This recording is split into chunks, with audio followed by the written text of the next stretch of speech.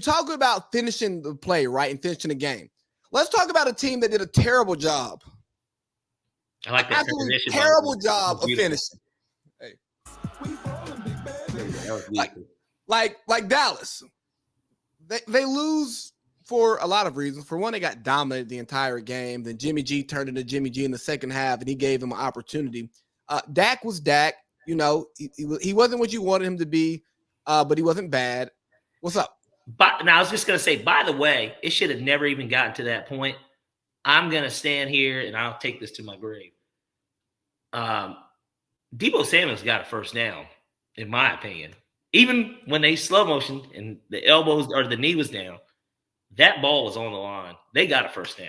Well, even if Deebo didn't, if Jimmy the game was over, Dallas wasn't getting the ball back. If Jimmy G just let Trent Williams get set for the quarterback sneak. Oh, yeah. Well, there was that play too. Yeah. But then, Mike, like the press conference is what really killed it for me with Dallas. And that's why I'm calling them Dopey Dallas. They're the most penalized team of the league, right? Most total penalties, and they were like they also had the most turnover. They were second in penalty yards, but it was like I think 10 yards difference between them and the first team. So you were the most penalized team. You were the most undisciplined team. As we see with the Packers right now, Mike McCarthy is a minus, not a plus. And I came on here with you and said earlier in the season, if I'm Jerry Jones, I fire Mike McCarthy because I see the talent I have on my sideline, and I see that my coach is not maximizing my talent. That's what I felt before this happened, because Mike McCarthy has proven year in and year out that time management is not on his side. So he doubles down in the initial press conference after the game, and then Dak does that bullshit. And we'll talk about Dak later, and praising the fans for throwing trash at the officials. Like, hey, the officials were trash, yes. He apologized.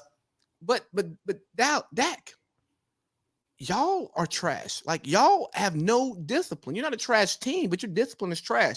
But let's listen to Mike McCarthy today.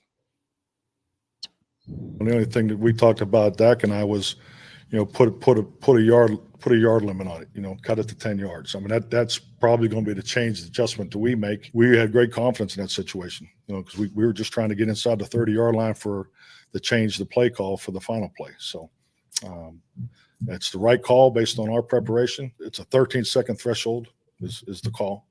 So at 14 seconds, it's, in my view, the right call. So hold on, Mike McCarthy, you double down on your dumb decision because you're the smartest man in the room. You say, hey, everybody in the football world is saying, 18 seconds, 19 seconds, 17 seconds, 20 seconds. And you go, no, ours is 14 seconds. So we're going to run a 13-second play. We're going to spike the ball, then run another play. You're not going to get the other play. If you're going to spike the ball into zero, and then you're going to run off the field like you ended up doing. Like, if everything happens perfectly, you're asking for perfection in a game with humans. You're asking for perfection in a game with humans. You're asking for perfection. When is the standard perfection? Yes, Bill Belichick says, do your job. But part of each person doing their job is covering up if someone else doesn't do their job, right? That's part of someone else's job, right? Because you run a business, right? Yeah. You do everything you can not to have a single point of failure, right? You want to do everything to minimize it. Right. You know that there's certain things that are going to happen. Right. Just like if you have a bad quarterback, it doesn't matter how good your team is. He is going to be your single point of failure at some point, right? You can't do anything about it, even though if you build up everything around him. So some things are inescapable. But the idea is that you create a team, you create a business, you create a foundation, whatever project it is you're working on, you create something that goes, well, if this doesn't work, we can do this. Last week, we couldn't go live, right? Because I was having video issues.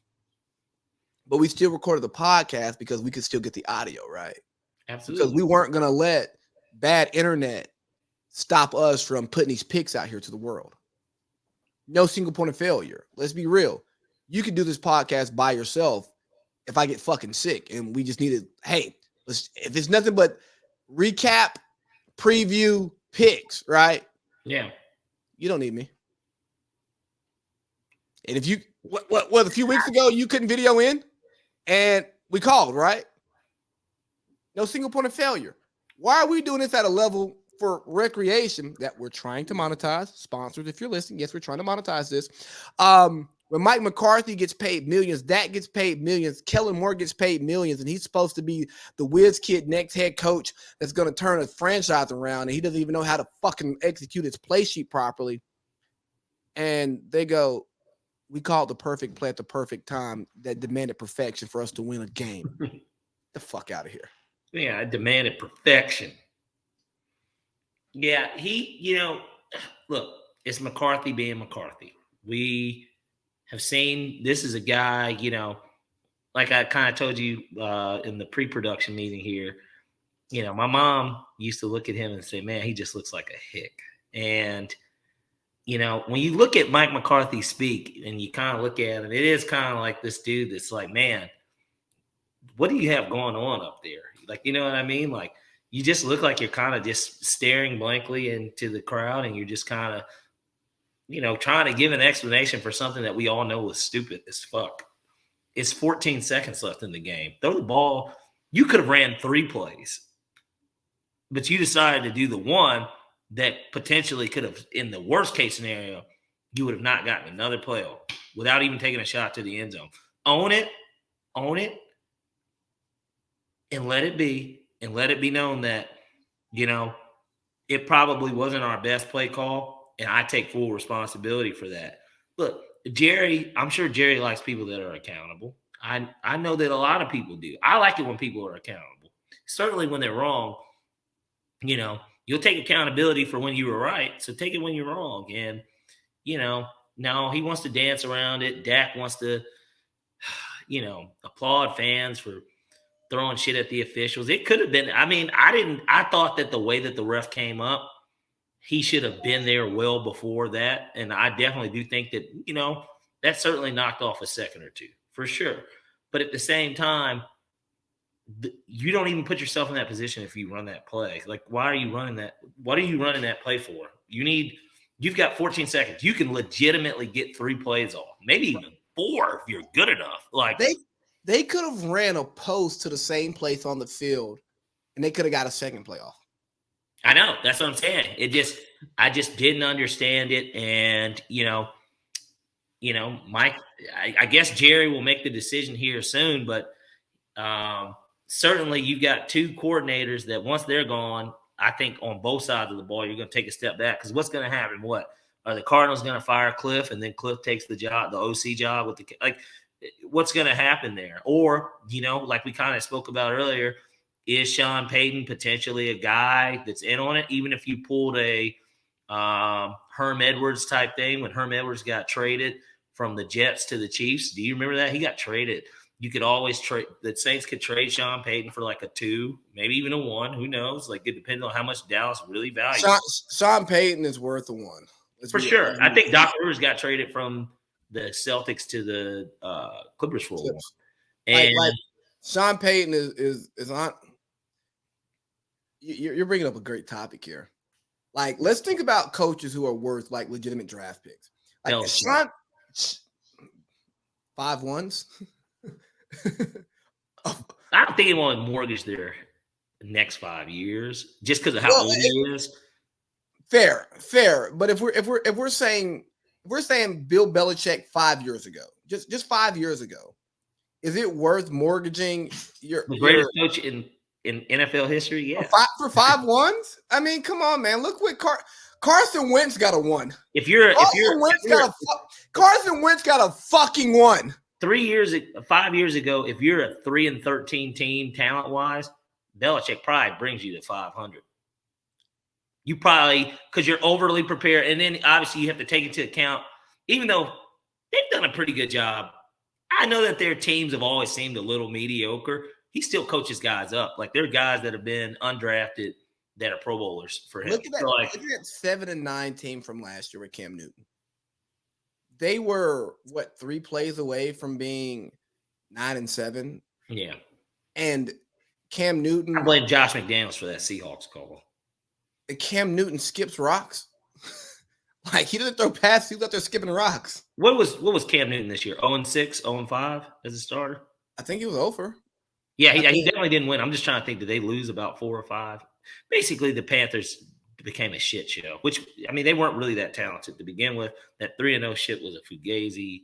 Well, Matt Rule's overrated. The media likes him, kind of like Brandon Staley. Well, Tepper has no other choice because he gave him all that fucking money to come there, so he really can't even fire him now. I mean, he could. I guess he's the richest owner, right? I think they say he's the richest owner. Yeah, Tepper, Kroenke, they're both up there. Like, he doesn't really have, so I guess he doesn't technically have a. I mean, he could. He's rich enough to just pay him to not be there, but nobody wants to do that. That is probably the worst mistake you can make in business. If you're in a position where you're paying somebody to not work for you. Oh, you think about that. You got a motherfucker on payroll. You talking about the Giants who are still paying? They're paying like 2 or 3 coaches right now. Kansas is still what? McAdoo, Judge. They're not playing Coughlin. Coughlin was before McAdoo, right? No, Shermer. Yeah. I think they're paying all 3 of them. Well, think about it. Kansas is still. I think Notre Dame might be done, but Kansas is still paying Charlie Weiss to this day. It's fucking crazy. I'm in the wrong industry. And nobody should have paid him after fucking New England, if we're being honest. Well, no, certainly after Notre Dame, you knew that, like, oh man, no way. You know? Oh man, Ty Willingham's players have left. We're not good anymore. Well, and more important, think about it. How much hype Brady Quinn had. People forget that Brady Quinn. A lot of people thought Brady Quinn slid in that. Oh yeah, people were thought he was going to be the first pick. He was compared to Aaron Rodgers based off of his slide. Yeah, because it kept showing him in there. You know, he's got the suit on, he's got the hair, and it's just like, you know, and everybody knew who Brady Quinn was. You know. Yeah, you know, he's quarterback in Notre Dame, and yeah, it's just one of those things. But hopefully, Dallas makes the right decision. They should fire Mike McCarthy because you're going to lose both of your coordinators if you don't. If you like one of your coordinators a lot, I would probably hire one of them. I don't know how DQ would I'd hire DQ, make him a top paid coach, not because I think he is one of the best coaches in the league, but so that I can give Kellen Moore I can give him a head coaching salary as the OC to stay. Yep. And your OC can't make more than your head coach. But Kellen Moore is not ready to be a head coach. I think he will be a good offensive coordinator in a few years. He just needs reps, man. He's my age. He's fucking my age. Yeah. Did you hear what Troy had to say, though? No. During the game? No, about the Dallas game after. I guess, yeah. He didn't get that game. They gave it to Romo. I'm pretty sure Troy made a phone call to Jerry, like, hey, Jerry, Tony, really? What did he get you? Right. But Troy, I know you did. I know you know what network you can get on. Right, like come on. Hell, you typically play on Fox anyways. Right, you're Jerry. And the NFC in general lives on Fox. Yeah, and he's Jerry. You guys could have threw Brady on CBS. He's used to playing on CBS. Like that bullshit. But and Romo's good. Nance is it's just boring. It's just vanilla. You know, yeah. I don't think he's bad. I just think it's vanilla. Yeah, and obviously, I think we've already talked about picture quality being. Yeah, the picture's terrible. Yeah, and then the music. I just prefer the da-da-da-da-da to the what is CBS? Doesn't even matter because we don't remember. Yeah. But hey, look, Bill Cowher after the game's talking. James Brown, like James Brown, that terrible hairline, and Boomer Esiason with his coded racism. And then is Phil Sims still there? Nate Burleson? Yeah, Phil's in the booth. Or no, it's Bart Scott. It depends because Nate Burleson is like bigger than football now. He's like more than he's Nickelodeon. He's NFL Network. And think about Nate Burleson was like this FCA solid pro. He was solid. He was all right. He was never a Pro Bowler or anything, but he was in the FCA magazine.